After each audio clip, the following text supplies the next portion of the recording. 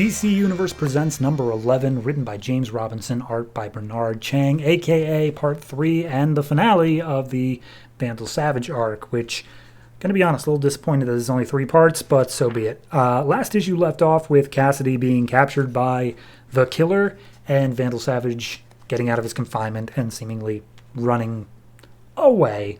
So then we cut to the past, where we have Steven, a little boy who's just getting out of school, and as soon as he gets home, his mom is crying over the news, where we see that Jonathan Savage is found as the Cherry Blossom Killer, and it turns out that Steven's father was the FBI agent who found out and tracked down Vandal Savage.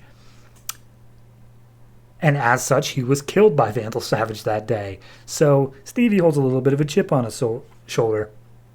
And basically, Cassidy's like, dude, your dad, he was a genius. He was super smart. And like every class at Quantico, there's a whole class on just the achievements of your father and like what he did in order to track down my dad. Like 100%, no one's disagreeing your dad is super smart. So why are you doing all this?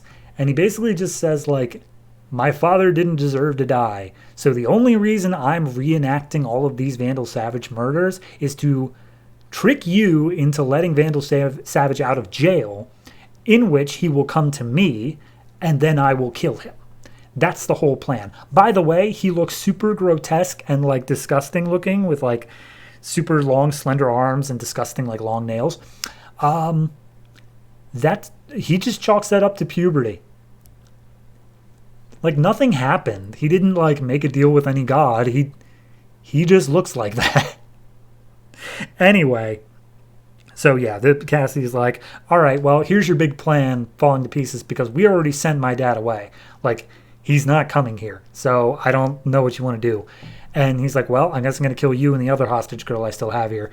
And she's like, you can kill me because I'm, Vandal Savage's daughter, but if you're not going to get to him, you may as well just let her go. And he's like, I'll consider it after I kill you. But as he's about to kill Cassidy, we see Vandal Savage showing up in the door.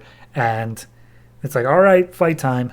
So they get into just this long fight. And we see moments throughout Cassidy's past, which are told, I'm guessing from her perspective, of times that Vandal Savage was actually like a good dad to her. Like, shielded her from the things he did, but like was still a father, taught her like how to fly a kite and stuff like that. And throughout the entire fight scene, basically Steven is just like, you killed my dad, he was a genius. And Vandal Savage is like, dude, I am immortal. I have lived next to people who have created things that you need just to survive. Like, I've lived with geniuses. Your dad was smart. No, don't get me wrong. Yeah, he's smart. I'd even call him intelligent. But a genius? Nah. He's an idiot compared to the real geniuses. So they all get into a fight or whatever. And in the end, Steven does actually manage to knock down Vandal Savage, get him on the ropes. And he's like, look, it doesn't matter. I can't die. Like, I'm just going to win by you dying eventually. And he's like, well, let's just see about that. But before Steven manages to kill Vandal Savage, quote unquote, Cassidy gets up and just shoots him multiple times, one through the head. And he's like, let's not. So at that point, Vandal's getting up and he's just like, all right, well, nice seeing you, daughter.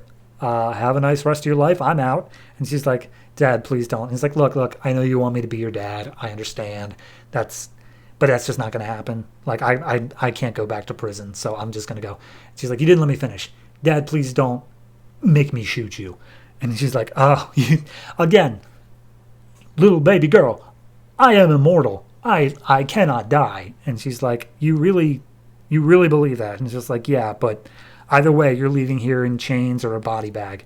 So she keeps on talking to him, keep on telling him, like, he's like, are you really going to do this? And he's like, yeah, I really would. And he's like, you shoot your own father? And she's like, not this time.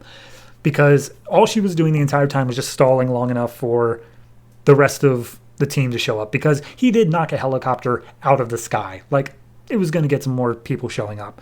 So they got him dead to rights and managed to get him all hooked up, put him back in his cell. And Cassie's like, well, it's nice to talk to you, Dad, but I'm out.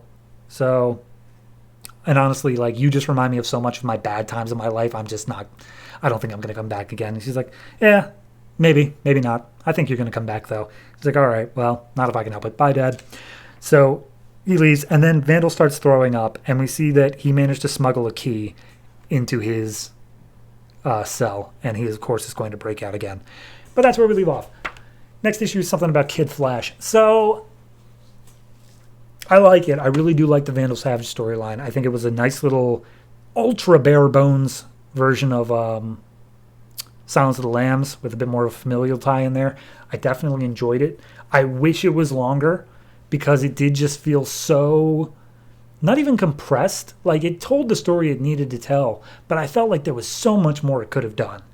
Like, I really wish this were a mini-series or something like that, which I guess you could ostensibly say that this is just a collection of mini-series, but there was so much more that could be done, and I was so interested in it, and they just didn't bother with it. So either way, the villain's motivation was a little bit weak, but with what time they had, they did what they could, and honestly, it works well enough. It's still weird to me that he just looks that way because of rage and puberty, but regardless, overall, I'm going to give this one... Honestly, I think I'm going to give it an 8.5, and that's not so much on the issue itself, which may seem unfair, but it is for the 3 issues collectively. I think it's just a nice sampling, not really of Vandal Savage, because it would require you actually seeing that he is immortal to really be a good Vandal Savage story, but it's a good story of the legend of Vandal Savage, of you come across this guy who claims he's immortal. Like, you don't have any proof to that, but he has such knowledge. Like, it's just a good little insight from an outsider's perspective. I really do enjoy that. So, yeah, no, 8.5, and we'll see what happens next time with a Kid Flash story.